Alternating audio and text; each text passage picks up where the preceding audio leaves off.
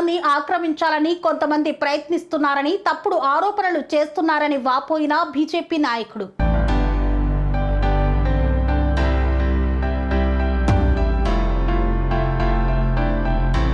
కోట్ల రూపాయలు పెట్టి కొన్న స్థలాన్ని ఆక్రమించాలని కొంతమంది ప్రయత్నిస్తున్నారని, బాధితులకు అండగా ఉండి రక్షించే ప్రయత్నం చేస్తున్నందుకు స్థానిక కార్పొరేటర్ పన్నాల దేవేందర్ రెడ్డి ఆక్రమణదారులతో కలిసి నాపై తప్పుడు ఆరోపణలు చేస్తున్నారని మేడ్చల్ జిల్లా BJP party council member Ravindra Sagar పేర్కొన్నారు. ఈ మేరకు మల్లాపూర్లోని గోకుల్ నగర్లో ఏర్పాటు చేసిన మీడియా సమావేశంలో రవీంద్ర సాగర్ మాట్లాడుతూ 1968లో మల్లాపూర్ డివిజన్ గోకుల్ నగర్లో లేఅవుట్ చేయడం జరిగిందన్నారు. కొన్ని ప్లాట్లు ఆన్లైన్లోకి ఎక్కకపోవడం వల్ల వాటిపై కొంతమంది వ్యక్తులు కన్నేసి కబ్జా చేయాలని ప్రయత్నిస్తున్నారని తెలిపారు. ప్లాటు కోర్టులో కేసు ఉందని తెలియకపోవడం వల్ల ఓ బాధితుడు ఆవుల చందు 2 కోట్లు పెట్టి ఇదే వెంచర్ను ఫ్లాట్ను కొనుగోలు చేస్తూ అతన్ని కార్పొరేటర్ అండతో కొంతమంది అక్రమదారులు రకరకాల ఇబ్బందులకు గురి చేస్తూ బెదిరించడం చేస్తున్నారని ఆగ్రహం వ్యక్తం చేశారు. బాధితునికి అండగా ఉండటంతో నాపై కూడా తప్పుడు ఆరోపణలు చేస్తున్నారని రవీంద్ర సాగర్ మండిపడ్డారు. విట్నెస్ కింద అశోక్ నగరు సాయి చరణ్ సన్నా ప్రసాద్, ఇంకొకటి 3వ నెంబర్ వచ్చేసి సాయి క్రాంతి శేఖర్ సన్నా శివయ్య, ఈయన వచ్చేసి బాబానగర్ నాచారం. 4వ నెంబరు కర్ణ సీతారామ రెడ్డి, తండ్రి పేరు రామ్కోట్ రెడ్డి, ఈయన గోకుల్ నగర్. ఇంకొక ఆయన రాజు కనకాల రాజు సన్నాపు లేటు మల్లయ్య, ఈయన వచ్చేసి గోకుల్ నగర్. ఇంకొకరు B Venkataiah sub inspector of police PS Nachar. వీళ్ళందరూ కంప్లైంట్ల ఇక్కడ ఆపమని రిజిస్టర్ ఆఫీస్లో కానీ టౌన్ ప్లానింగ్లో కానీ రాజు అంటే ఏదైనా వనరాజు రిటర్న్ వస్తే కోర్టు నాకు మళ్ళీ ఎక్స్టెన్షన్ ఇచ్చింది. మన అడ్రస్ లేదు, మన ప్రూఫ్ లేదు, ఏం లేదు, ఆ ఫోన్ నెంబర్ కూడా కలవకుంటే. నువ్వు ఒరిజినల్ ఉన్నాడు రా, నేను మీలాగేమో ఇది చేసుకోండి కదా. కోట్ల రూపాయలు ట్రాన్సాక్షన్, 2 కోట్ల రూపాయలు ఆర్టీజీ ట్రాన్సాక్షన్ చేసి తీసుకున్నా. ట్రాన్సాక్షన్తో సహా నేను నాచారం పిఎస్లో సబ్మిట్ చేసిన, అక్నాలెడ్జ్మెంట్ తెచ్చిన. నేను క్యాష్ ఇవ్వలే, క్యాష్ ఇచ్చిన తక్కువ 2 కోట్ల రూపాయల ట్రాన్సాక్షన్ ఆర్టీజీతో సహా మీకు అందరికీ చూపిస్తా. మీరు ఏడిస్తారో ఇవ్వండి. పిఎస్లో ఇచ్చి కూడా అక్నాలెడ్జ్మెంట్ తెచ్చిన. నువ్వు ఎట్లా కొన్నావు, నువ్వు ఏందనేది. 2 కోట్ల రూపాయల ట్రాన్సాక్షన్ ఎవరేమనుకోయినాయి, నా కొన్నాను ఇచ్చిన. నేను ఇప్పుడు ఈ ప్లాట్ ఏంది, మీరు ఇట్లా ఎవరిని ఎవరి ద్వారా మీరు ఇక్కడ ఇబ్బంది పెడుతుండ్రో మీరు అడగండి. 1967 68 అనేది అది లేవనెత్తింది. ఎవరు మాకు అది చెప్పింది? ఇప్పుడు ఒకసారి కూడా మహేశ్వర్ రెడ్డి, ఆ తర్వాత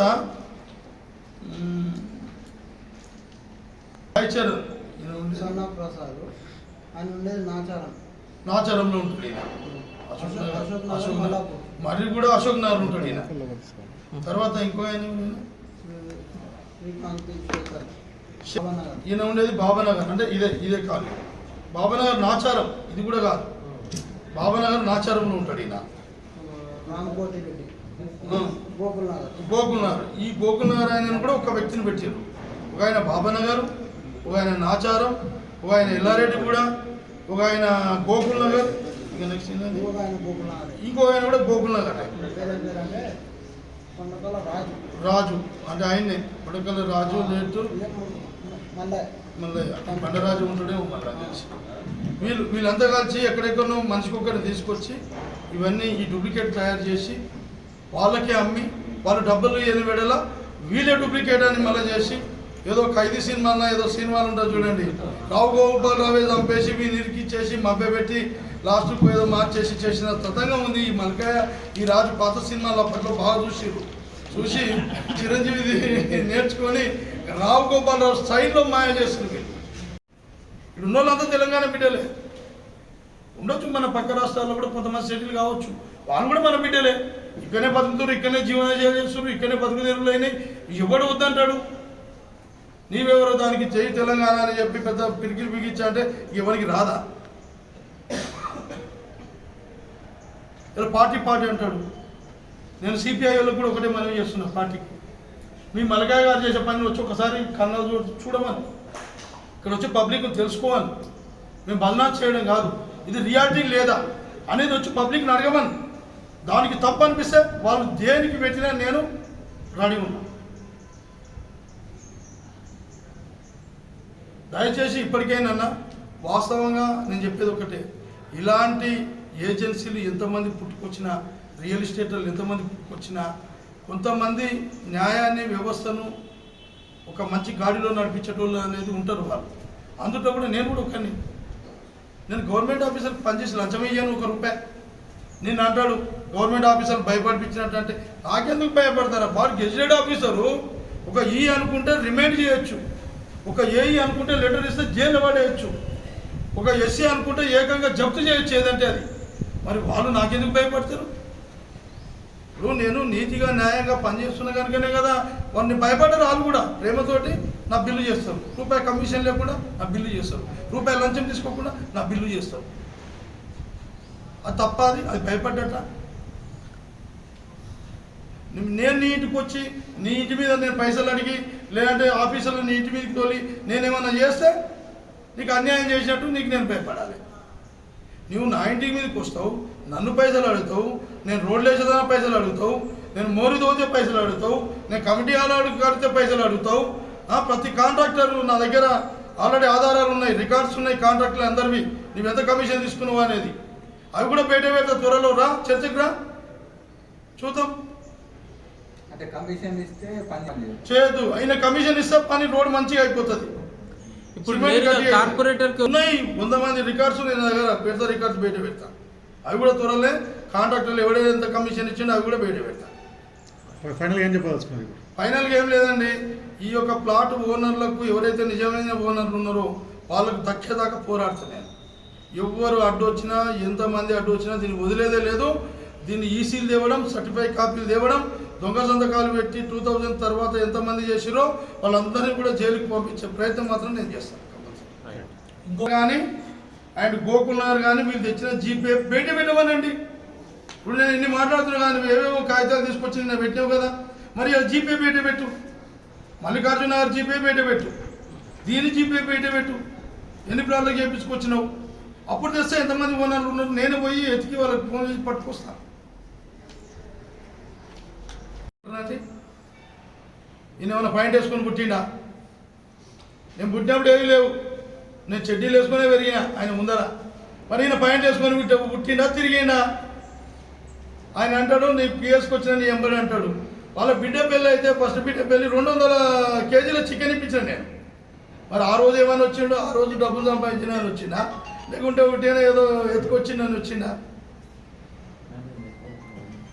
ఈ రకంగా కొంతమందిని ఎంబడి పెట్టుకొని ఎవరైనా సొంత ప్లాట్ వాళ్ళ గురించి ఉద్యమం చేసినా, మాట్లాడినా వాళ్ళ మీద దాడి చేయడానికి ఒక గ్రూప్ తయారైందని కూడా ఈ సందర్భంగా తెలియజేస్తున్నా.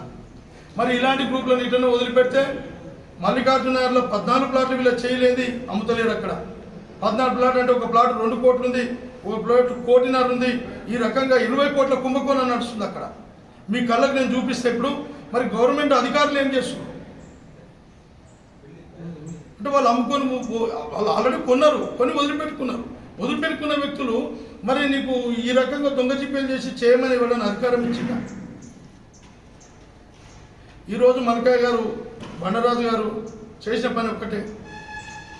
దాదాపు ఎఫ్సిఐ గోదాంలో ఒక 70-80 ప్లాట్లు పోతే 34 ఎకరాల్లో 408 ప్లాట్లు చేస్తే అందులో ఒక 80 ప్లాట్లు అందులో పోయినా రోడ్డు కానీ ఎఫ్సిఐ గోదాం కానీ మిగతా ఉన్న వాళ్ళు కూడా మావి కూడా అదే కంపెనీలో పోయినాయి, అదే రోడ్లో పోయినాయి అని మైమర్చి ఎక్కడో ఉంటే వాళ్ళ ప్లాట్లు మొత్తం కూడా దొంగ డాక్యుమెంట్లు చేసి 2000 తర్వాత మొత్తం అమ్మిన ప్లాట్లు కూడా మొత్తం కూడా నకిలీ డాక్యుమెంట్స్ తయారు చేసి అమ్మినాయి.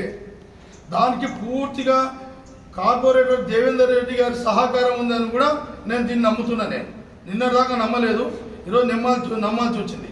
ఎందుకంటే వాళ్ళు మాట్లాడింది మల్కాయ్ గారే గ్రూప్లో పెట్టిండు నెక్స్ట్ ఎంబడే వాళ్ళు ఏదైతే మాట్లాడిరో అని గ్రూప్లో మొత్తం సెండ్ చేసింది మల్కాయ్ గారు. అంటే మల్కాయ్ గారు ఇతన్ని ముందర పెట్టుకొని వాళ్ళు గేమ్ ఆడుతున్నారు అనేది నేను ఆలోచిస్తున్నా. ఇంకో విషయం ఏదనంటే ఒక ప్లాట్ ఓనర్ పోయి గవర్నమెంట్ తోటి కొట్లాడినప్పుడు ప్రజాప్రతినిధిగా చేయాల్సిన పనులు ఈయన మీద దాడి చేయడం, ఈయనతో ప్రెస్ మీట్ పెట్టియడము, ఈయన మీద దాడి చేసి ఈయన మీదకి వాళ్ళను పంపించడం, ఇదేనా ఈయన ప్రజాప్రతినిధి పని? చెప్పిరా పబ్లిక్ అయ్యా మా ప్లాట్ ఉంది ఆడ పోయి కొట్లాడుకోని చెప్పిరా నీ దగ్గరకు వచ్చి? అలాంటివి ఏం జరగలేదే.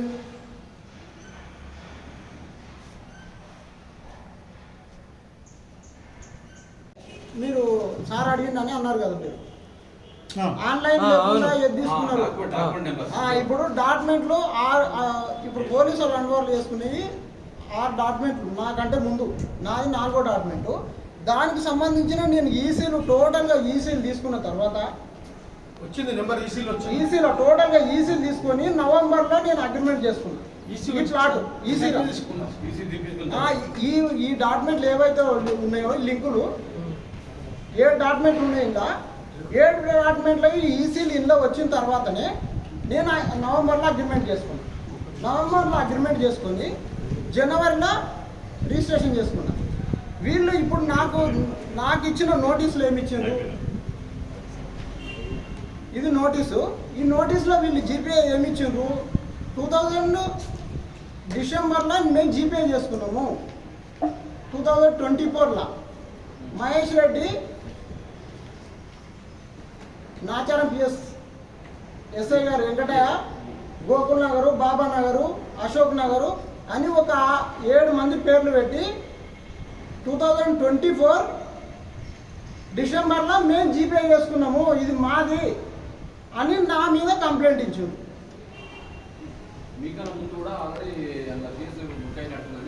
కేసు బుక్ అయినట్టుంటే నాకెలాంటి ఆ ప్లాట్ సంబంధించి 2004లో కేసు నడుస్తుంటే ఆ ల్యాండ్ ఆయన రవీంద్ర సాగర్ అనే వ్యక్తి కావాలని కొని నేను చూపిస్తా అని చెప్పి తీసుకున్నా అంటాడు. ఈడ రవీంద్ర సాగర్ ఎందుకు వస్తుండు? ఈడ కొన్నది నేను మీ క్వశ్చన్కి ఆన్సరు. ఇప్పుడు నేను ఆన్లైన్లో ఎన్ని జీపీఏలు ఉన్నాయి, ఎన్ని సెల్ డీడ్లు ఉన్నాయి, ఇన్ని తీసుకున్న తర్వాతనే కదా నేను ఎదుటి పార్టీని అగ్రిమెంట్ చేసుకున్నది. అంటే జీపే ముందు ఉందా లేకపోతే నువ్వు నేను అగ్రిమెంట్ చేసుకున్న తర్వాత ఆయన జీపే ఉంది. అంటే ఇప్పుడు నువ్వు జీపే నేను ఆన్లైన్ టోటల్ గా తీసుకొని అగ్రిమెంట్ చేసుకున్నా, రేట్ మాట్లాడుకొని అగ్రిమెంట్ చేసుకున్న తర్వాత నేను నవంబర్లో అగ్రిమెంట్ చేసుకుంటే డిసెంబర్లో ఆయన వచ్చి జీపే వచ్చింది. ఇంకొకటి ఇప్పుడు నేను కోర్టు ద్వారా కూడా కోర్టులో ఆయన ఏదైతే ఇచ్చేసిండో దీని మీద కంప్లైంట్ ఉందో ఆ జీపే ఇవ్వమంటే కూడా ఇప్పటి వరకు ఇవ్వలే. ఇప్పుడు ఒరిజినల్ జీపే ఉందా, ఎవరు ఇచ్చిండ్రు, ఏంది అది ఇప్పటి వరకు కూడా నేను ల్యాండ్ ద్వారా కూడా సంప్రదిస్తే కూడా ఇప్పటి వరకు ఆ జీపే బయట పెడతలేదు. మరి నిజమైన నువ్వు ఇదే ఉంటే మరి ఆ జీపే బయట పెట్టి రా, నువ్వు ప్లాట్ కార్డుకి రా, నీదైతే నువ్వు తీసుకో, నాదైతే నాకు. నేను కోర్టులకి నేను 24 తారీఖు 7వ నెల 24 తారీఖు నాడు నేను లాయర్ని సంప్రదించి స్టే తెచ్చుకున్నాక లాయర్ ద్వారా కూడా పోయి నువ్వు ఈ జీపే అయితే మీరు ఒకసారి తీసుకోండి ఈ కంప్లైంట్ రిజిస్టర్డ్ జీపీ అయినది లేదు, రిజిస్టర్ లేడు, దాని గురించిన డీటెయిల్స్ ఎవరు ఇవ్వట్లేదు. నేను లాయర్ తీసుకొని పిఎస్ కూడా పోయినా ఇవ్వలే, బయటికి ఎలా తీస్తూనే లేడు. మరి నీవు ఒరిజినల్గా నీకు ఉంది, జీపే ఉంది, నేనే ఇది అనుకో, నీవే ఒరిజినల్ అనుకో, తీసుకున్నా బయట పెట్టు. ఈ డాక్యుమెంట్ మాత్రం నా డాక్యుమెంట్ తీసుకుపోయి నువ్వు పిఎస్లో పెట్టించేసి నా మీద కంప్లైంట్ చేసి నీ ప్రమేయం లేదు, నువ్వు ఎందుకు రావాలి? ఇప్పుడు టీపీ టౌన్ ప్లానింగ్ పోతే నీ పేరే చెప్తుండ్రు, రిజిస్టర్ ఆఫీస్ పోయినా నేను డ్రైనేజ్ లైన్లు, మంజీర తాగునీరు, తర్వాత ఎలక్ట్రికల్, స్ట్రీట్ లైట్స్, ప్రభుత్వ పథకాలు ఏమున్నా మీకు అందుబాటులోకి తెచ్చి కళ్యాణ లక్ష్మి అనుకో ఇంకేదైనా అనుకో ఏ పథకాలు అయితే ప్రభుత్వం ఏర్పరిచిందో అవిటను నేనుండి ఆఫీసర్ల దగ్గర మాట్లాడి మీకు చేయిస్తానని మీరు మాట ఇచ్చి ఇవాళ కార్పొరేటర్గా ఎన్నిక కావడం జరిగింది. మరి మిమ్మల్ని నమ్మి ఓట్లు వేసినందుక ప్రతి ఒక్క ప్లాట్ కొన్న వ్యక్తులకు ఈ దాడులు జరగడం, వానికి ఏదో ఒక ప్లాట్ కొన్నాడు, వానికి ఇబ్బంది అయింది, కోర్టు పోయిండు, న్యాయస్థానం ఉంది, మరి వాడు దాన్ని న్యాయంగా వాడు కొట్లాడుకుంటాడు. మధ్యలో మీకెందుకు? మీరు రియల్ ఎస్టేటా? నేను ఒకటే సమాధానం కావాలి నాకు. నిన్న మీరు ప్రెస్ మీట్ పెట్టారు, మరి రియల్ ఎస్టేట్ వ్యాపారం చేస్తున్నావా, లేకుంటే వీళ్ళ మీద అంతా దాడి చేయడానికి తయారైనవా? నీకు ఆ ఈసీలతోటి ఏం పని? నీకు దానికి సంబంధించిన పేపర్లు చేసే సంబంధం ఏముంది నీకు? నీకు కనిపిస్తలేదా పబ్లిక్? నీ పెట్టిన ప్రెస్ మీట్లోనే కనిపిస్తుంది నువ్వెందుకు పోరాడుతున్నావని. నేను అనుకున్నా మొన్నటిదాకా నీకు పార్ట్నర్ లేదేమనుకున్నా, కానీ రియాలిటీగా కూడా ఇతను చెయ్యి ఉండే గోకుల్ నగర్లో ఇవన్నీ చేయడం జరుగుతుంది. అదేవిధంగా మల్లికార్జున నగర్లో కూడా సర్వే నెంబర్ 107, 106లో దాదాపుగా 14 ప్లాట్లు ఇదే విధంగా మిగిలిపోయినట్టే ఆల్రెడీ అమ్మిర్రు. కానీ ఓనర్లు అందుబాటులో లేక, వాళ్ళకు తెలియక వాళ్ళు ఎక్కడో ఉన్నారు, ఎప్పుడో రోజు వస్తారు. వచ్చినప్పుడు నీవు ఈ దొంగ జీపేలు చేసి అమ్ముకొని నీవు ఆస్తులు సంపాదించుకుంటే ఆ రోజు వాడు ఆత్మహత్య చేసుకోవాలన్నా వచ్చి? అదేనా నువ్వు చేసే పని? ఇంకా వేరే పని లేదా? నేను ఇలా ₹1,00,00,000 సంపాదించినట్టే సంపాదించిన. 27 సంవత్సరాల నుండి ఐటీ కడుతున్నా. 27 సంవత్సరాలు అంచెలంచెలుగా ఇవాళ ₹2,00,000 పెట్టి కొన్న ప్లాటు ఇవాళ ₹2,00,00,000 అయింది. అది నా తప్ప? నువ్వు కొనాల్సింటివి 27 ఏళ్ళ కింద ఒక ప్లాట్ కొనాల్సింటివి, అది కూడా 2 కోట్లు అయ్యేది. మేము కూడా ఒక పని చేసి కష్టపడి అన్నం తినకుండా ఎన్నో అవర్నిషలు కష్టపడితేనే ఈ రకంగా మేము సంపాదించగలిగినాం. దానికి నీకేమన్నా నువ్వు వ్యాపారం చేస్తున్నావు, నువ్వు జిఎస్టీ కడుతున్నావా? ప్లాట్లు అమ్ముతున్నావు, ₹10 దాన్ని రూపాయి చూపిస్తున్నావు, ₹90 తింటున్నావు ట్యాక్స్ కట్టకుండా. మరి అది ఎంతవరకు కరెక్ట్? ఒక నాయకుడు అన్నాడు నిన్న, తెల్ల కాలర్ దొంగలు అన్నారు. ఆయన ఏకంగా పార్కులే అమ్మేసాడు. కలర్ కాకి బట్టలు వేసుకుంటాడు, నేను అమాలిని అంటాడు. ఎర్రశాలు వేసుకుంటాడు, నేను అమాలిని అంటాడు. అక్కడికి ఎవరికి అన్ని దొంగ శాస్త్రాలే. చెన్నైచెర్లలో సర్వే నెంబర్ 34 జయప్రద కాలనీలో ఒక పార్కు జాగ మొత్తం అమ్మిండు. తర్వాత ఒక షాపింగ్ మాల్ జాగ మొత్తం అమ్మిండు. మరి వాస్తవానికి ఆల్రెడీ లేఅవుట్ ఉంది అక్కడ. ఆ లేఅవుట్లో పోయి చూస్తే ఈయన ఉన్నాయి మొత్తం ఇల్లు అయినాయి. ఎవరా మీరు బాబు అని అంటే పాత్రలు ఈయన ఎన్నుకుంటాడు. ముందర ఎవరినో మామూలు పెట్టి ఈ మల్కాయ గారు, ఈ బండరాజు గారు ఏదైతే చేస్తున్నారో అదే విధంగా ముందర మామూలు పెట్టి వెనుక వీళ్ళు డ్రామా ఆడిపించుకుంటూ పైసలు దొండుకుంటూ ₹1,00,00,000 ఎదుగుతున్న వ్యక్తులు ఈ కాలర్ వ్యక్తులు. ఇంకొక ఆయన అంటాడు, సరే అది ఖాళీ ఉండే జరిగినాం, ఆ 80 గజాలు కూడా ఎల్ఆర్ఎస్ చేయించుకున్నా, బిల్డింగ్ పర్మిషన్ తీసుకున్నా. ఏ ఒక్కడ గవర్నమెంట్ తోటి నేను ఆల్ పర్మిషన్స్ ఉన్నాయి. అంటే ఆ 80 గజాలకు ఎవిడెన్స్ చూపిస్తారా? 100%. ఇప్పుడు కడుతున్న ఇల్లు కూడా రోడ్డుని ఆక్రమించి కడుతున్నారని ఆరోపిస్తారు. ఇక్కడే లేఅవుట్ ఉంది, లేఅవుట్ చూడండి. మరి ఎవరు ఆక్రమించారు? ఇప్పుడు గవర్నమెంట్ వచ్చింది, సర్వే చేసింది, మండలంలో వచ్చారు, సర్వే చేసారు. ఆ రోజు ఉంటేనే వాళ్ళు చెప్పిన ఆరోపణలు కూడా నేను తిప్పి కొట్టిన ఆ రోజే. ఇప్పుడు పక్కదాన్ని ఉంది రోడ్డు. ఆ రోడ్డు అప్పట్లో FCI గోదాం రోడ్డు 30 ఫీట్ల రోడ్డు, ఈరోజు 100 ఫీట్లు ఉంది. ఆ 70 ఫీట్లు ఎక్కడికి వెళ్ళి వచ్చింది? వీళ్ళు వెనుక జరిగారు. ముందర ఫ్లాట్ వాళ్ళు రోడ్డు నాదే 17 ఫీట్లు ఉంది. అవన్నీ చూడకుండా ఆరోపణలు మస్తు చేయొచ్చు. ఇప్పుడు ఒకటేనండి, ఎవరైతే ఫ్లాట్ మీద దాడి చేయాలనుకుంటున్నారో ఈ గ్యాంగ్ అంతా కలిసి దాడి చేయడము, పార్కులు అమ్ముతుంటే అడ్డం పడితే వాళ్ళ ఇంటి మీద పోయి దాడి చేయడము, ఇవన్నీ వాళ్ళకు వెనుతో పెట్టే విద్య. ఇప్పుడు దేవేందర్ రెడ్డి పార్కులో ఎక్కడెక్కడ పెట్టి అమ్ముకున్నాడని నేను చెప్పలేను, కానీ ఆయన అనుచరులు ఈయన సపోర్ట్ తోటి అమ్ముకున్నాడని నేను చెప్పగలను. ఎక్కడ ఇప్పుడు జయప్రద చెన్నైచెర్లలో జయప్రద లేఅవుట్లో 34 సర్వే నెంబర్ ఒక షాపింగ్ మాల్ది, ఒక పార్క్, 2 కలిపి టోటల్గా అమ్ముకొని ఈరోజు మొత్తం ఇల్లు వెలిచినాయి. అలా ఓన్లీ 1-2 ఇయర్స్లోనే పత్రాలు ఏమన్నా ఉన్నాయా? 100% లేఅవుట్ ఉంది, లేఅవుట్ బోర్డు ఉంది. ఆ బోర్డు దగ్గరికి పోయి చూసి అక్కడికి పోతే అక్కడ మీకు కళ్ళకు కనిపించినట్టు కూడా కనిపిస్తుంది. దీనిపైన ఎవరు కూడా చేస్తే కదండి ఇదే తాడి. నువ్వు ఆరోపణ చేయకపోతే కదా 10 మందిని వెనకేసుకొని నువ్వు లాగ్ కట్టుకున్నప్పుడు ఎంత ఉంటుంది, నువ్వు నీవు అదిలో ఎటువంటి అని బెదిరింపులకు గురి చేయడము వేరే ఆలోచనే లేదు ఆయనకు. ఇదంతా పొలిటికల్గా మీరు చెప్పేసి అంటున్నారు. అలాంటివి ఏం లేవండి. పొలిటికల్ అయితే ఆయన 100 ప్లాట్లు అమ్ముకున్నప్పుడే నేను పోయి ఎంట్రీ అయ్యేటోని, పార్కులు అమ్మినప్పుడే నేను ఎంట్రీ అయ్యేటోని, రోడ్లు అమ్ముకున్నప్పుడే నేను ఎంట్రీ అయ్యేటోని. ఇదే మలకాయన గణేష్ టెంపుల్కి ఆపోజిట్లో గవర్నమెంట్ హాస్పిటల్ పక్కన రోడ్ అమ్ముకొని పక్కన గవర్నమెంట్ జాగాలో రోడ్ తీపిచ్చిండు. ఆ రోజే నేను పాయింట్ అవుట్ చేస్తుండే, కానీ అవన్నీ చేయలేదు. నేను కేవలం ఇవాళ ఒక క్యాండిడేట్కి నా దగ్గరకు వచ్చిండు, అన్న అన్యాయం జరుగుతుంది నాకు చావే గతి, నేను 2.5 కోట్ల రూపాయలు పెట్టినా, లీగల్గా 1,50,00,000 ఇచ్చిన, డబ్బు రూపకంగా 70 లక్షలు ఇచ్చిన, మరి నేను నష్టపోయినా, మరి నన్ను పిఎస్కి పట్టించిర్రు, నానా రకాల ఇబ్బంది పెడుతుర్రు. నేను అప్పటికి కూడా కోర్టుకు పోయినా, నేను న్యాయ పోరాటం చేస్తుంటే కూడా వీళ్ళు అడ్డం పడుతుర్రు, ప్రైవేట్ వ్యక్తులు పంపించి బెదిరిస్తున్నారు అని అంటే, నేను మొన్న ఈయన గురించి ప్రెస్ మీట్ పెట్టడం జరిగింది. పెడితే ఆయన ఏమంటారంటే 2004లో ఆల్రెడీ వాళ్ళు కేసు పెట్టారు ఆ ల్యాండ్ విషయంలో, ఇది కావాలని చెప్పిన తర్వాత రవీంద్ర సాగర్ కొన్నాడు అని చెప్పి చెప్పారు. రవీందర్ సాగర్ పాత్ర లేదు. ఇంకోటి నెంబర్ 1 రవీంద్ర సాగర్ పాత్ర లేదు. ఇంకోటి తెలియక కొన్నాడినా 2004లో కేసు అయింది, ఏ ఒక్కరు కూడా ఈయనకు నోటీస్ పంపించలేదు.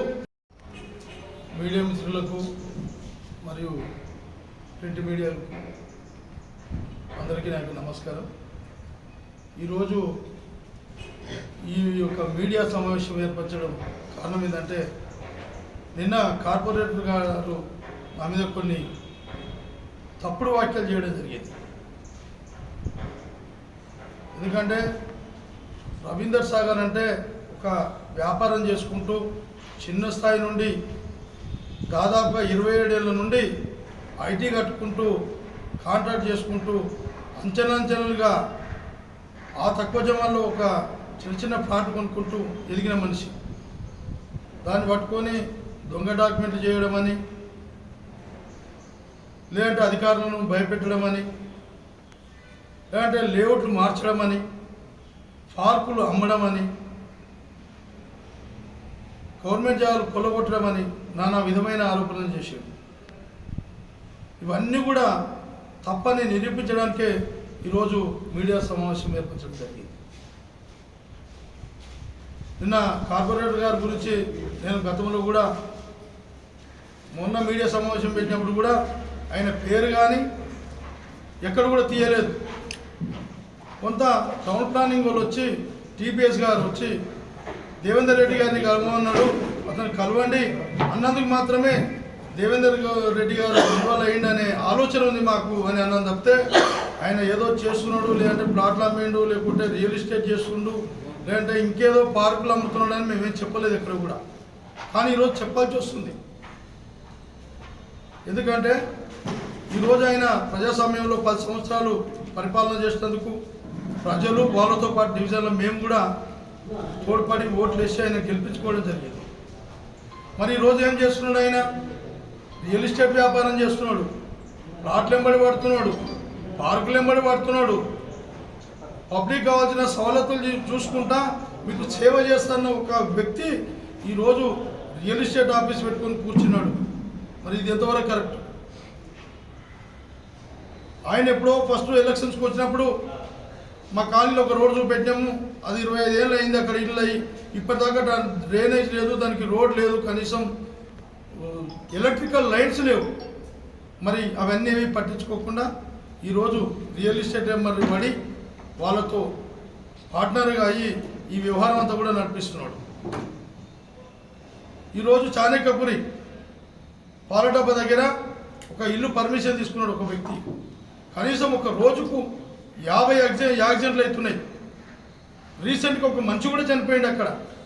అది ప్రజాపాలన కాదు, అది ప్రజల శ్రేయస్సు కాదు. ఆయనకు ఎంతసేపు ఎవరి ప్లాట్ కొన్నాడు, ఎవరి ప్లాట్ దగ్గరకు పోతే పైసలు వస్తాయి, ఎవరిని పంపిస్తే పైసలు వస్తాయి, ఎంతమందిని పెట్టుకొని సాయంత్రం మందు తాపించి మా ఎంబడి పెట్టుకొని ఎవరి మీద దాడి చేయాలి అనే ఆలోచన తప్పితే వేరే ఆలోచన లేదు.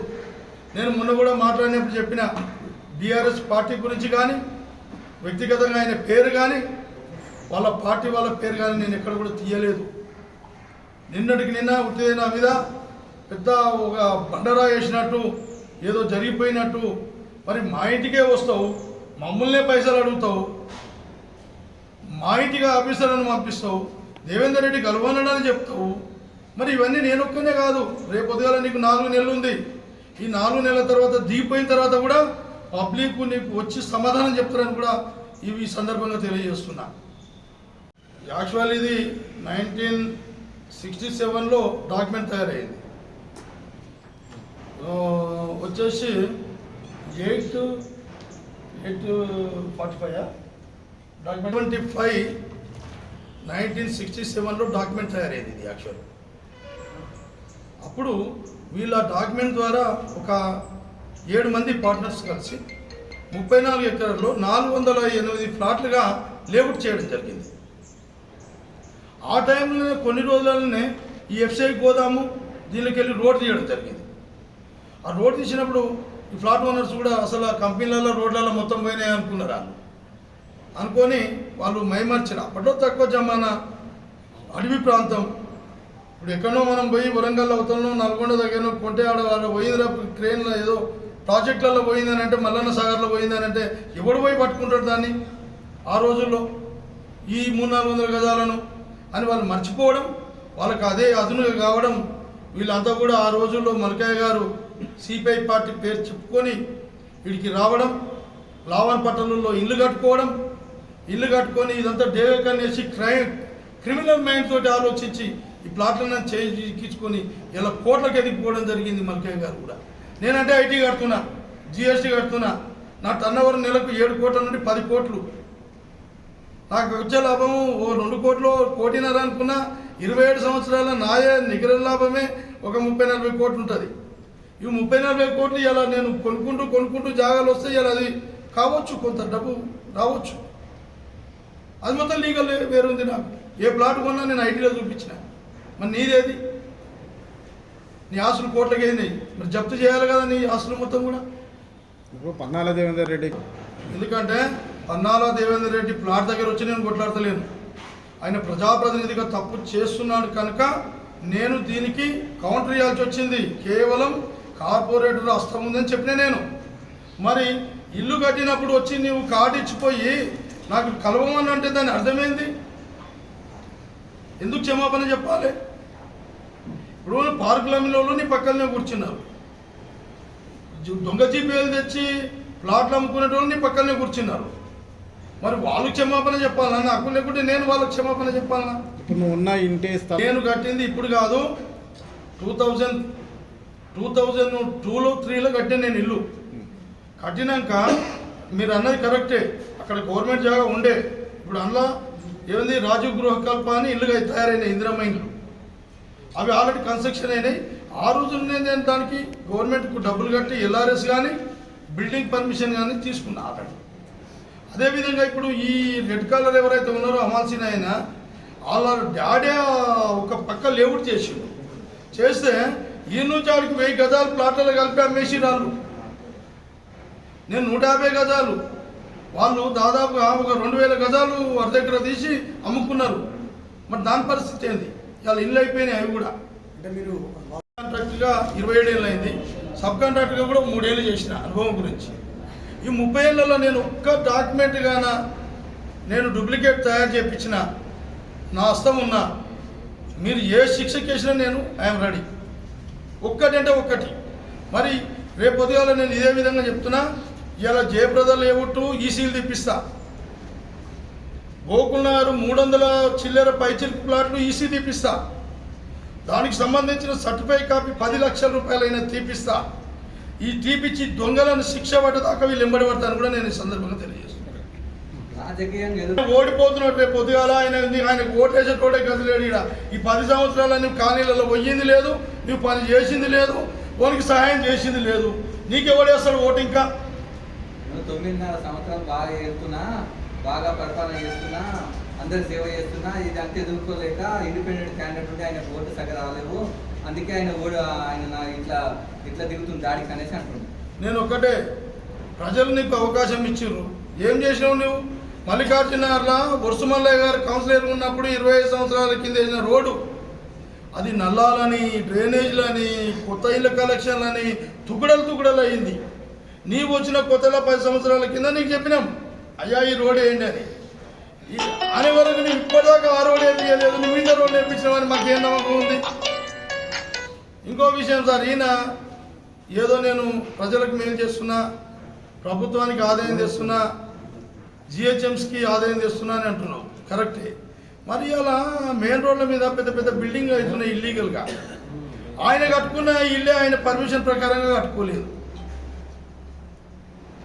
ఇప్పుడు ఈయన కట్టుకున్న ఇల్లే పర్మిషన్ ప్రకారం కట్టుకోలేదు, కార్పొరేటర్ గారు. మరి మందికి ఎందుకు చెప్తున్నాడో నాకు అర్థం కాలే. ఆయన కట్టుకోలేదు అనేసి మీరు ఎవరన్నా దానికి ఆరోపణ చేశారు మీరు? అయితే సరిగ్గా కట్టుకోలేదు. ఎందుకనంటే ఈయన చేసేది ఒక్కటే సార్, ఇవాళ రోజుకు 50 యాక్సిడెంట్లు అవుతున్నాయి ఇక్కడ చాణిక్యపూర్లో. మీరు వెళ్ళండి మూల మీద, అతనికి ఇల్లీగల్గా సపోర్ట్ చేసి అలా ఒక్క పావుగంట నివాడితే 10 యాక్సిడెంట్లు అయితే సార్. ఇప్పుడు నేను తప్పు అయితే మీరు అక్కడ పోయి నివాడండి, అది కరెక్టా కాదా? మొన్ననే రీసెంట్గా మంచి చనిపోయింది. అంటే మనసుకు సస్తుంటే కూడా ఈయనకు అర్థమైతే లేదు. ఈయనకు కావాలి ప్లాట్లు, ఎక్కడ ప్లాట్లు ఉన్నాయి, ఎక్కడ పైసలు సంపాదించాలి, ఎంతమందిని గ్యాంగ్ను పెట్టుకోవాలి, ఎవరి మీద దాడి చేయాలి, ఈ ఆలోచనలు తప్పితే ఏ ఆలోచన లేదు. నేను ఇప్పుడు కూడా చెప్తున్నా, మా మల్లాపూర్ గ్రామంలో మా యొక్క డివిజన్లో దాదాపు 49 కాలనీలు ఉన్నాయి. 49 కాలనీలో ప్రెసిడెంట్లు ఉన్నారు, తర్వాత రకరకాల సీనియర్ పెద్ద మనుషులు ఉన్నారు. వాళ్ళని పిలిపియండి, చర్చ పెట్టండి. రవీందర్ సాగర్ దొంగ డాక్యుమెంట్ తయారు చేస్తాడు, లేదంటే అన్యాయంగా వాళ్ళు ముంచుతాడు, లేదంటే ఒక తప్పు పని చేస్తాడంటే వాళ్ళు ఏ శిక్ష వేసినా ఆ పెద్ద మనుషుల ముందు ఆ శిక్షకు నేను హాజరైతాను కూడా ఈ సందర్భంగా తెలియజేస్తుంది. జీపే కరెక్ట్ లేదు.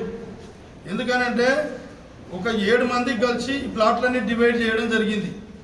7 కూడా ఎలమంచి నాగేశ్వరరావుకు ఈ 300 నెంబర్ ఉందని నేను నమ్ముతలేను.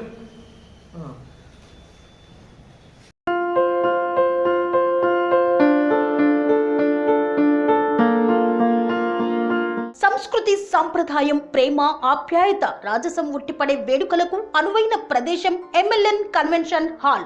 కని విని ఎరుగని రీతిలో జరిగే మీ ఇంటి కళ్యాణ వైభోగానికి అందమైన కళ్యాణ వేదిక MLN convention hall. MLN convention hall ప్రత్యేకతలు: సువిశాలమైన wedding halls, centralise AC banquet hall మరియు విశాలమైన డైనింగ్ హాల్, వధువరుల కోసం ప్రత్యేక ఏసీ మరియు నాన్ ఏసీ గదులు, నక్షత్రాల వెలుగులో పచ్చని పచ్చికపై పార్టీల కోసం అనువైన గార్డెన్. ఎంఎల్ఎన్ కన్వెన్షన్ లో సీసీటీవీ పర్యవేక్షణతో పూర్తి భద్రత, 2000 వాహనాలు పార్కు చేసేందుకు సువిశాల పార్కింగ్ సౌకర్యం. మీ ఇంట జరిగే అన్ని శుభకార్యాలకు, పెళ్లి, reception, engagement, birthdays, get together, corporate events, ఏ ఇతర శుభకార్యాలకైనా అందమైన వేదిక ఎంఎల్ఎన్ కన్వెన్షన్ హాల్. బుకింగ్ కోసం సంప్రదించండి 7550438888 మరియు 7550428888. మా అడ్రస్ చీర్యాల లక్ష్మీ నరసింహస్వామి దేవాలయం ప్రక్కన, near outer ring road, Keesara junction, Cheeryal గ్రామం, మేడ్చల్ జిల్లా.